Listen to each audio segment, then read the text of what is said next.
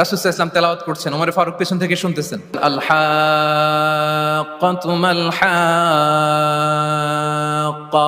ওয়া মা আদরাকা মাল হাক্কাহ। অসাধারণ কণ্ঠে তেলাওয়াত চলছে, ওমর ফারুক শুনতেছে। শুনতে শুনতে 41 নম্বর আয়াত পর্যন্ত যখন আসছে, ওমর ফারুক ভাবতেছেন ঘটনা কি, এত চমৎকার কাব্য প্রতিভা তার মধ্যে আসলো কিভাবে। তখন বিষ্ণু তেলাওয়াত করছিলেন, ওমা হুয়া বিকাউলি শাইরিন খলিলাম মা তুমিনুন। এই আয়াতের অর্থ হচ্ছে এটা কোনো কবির কথা নয়, খুব অল্প সংখ্যক লোকই তোমরা ঈমান আনো।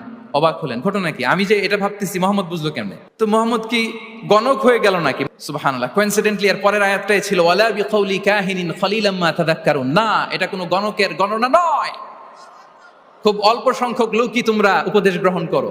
সে তো অবাক, এটা কবিতাও না, এটা গণনাও না, এটা কি? পরের আয়াত ছিল তানজিলুম মির রাব্বিল আলামিন। এটা জগৎ সমূহের রব আল্লাহ তাআলার পক্ষ থেকে নাজিল হয়েছে। সুবহানাল্লাহ।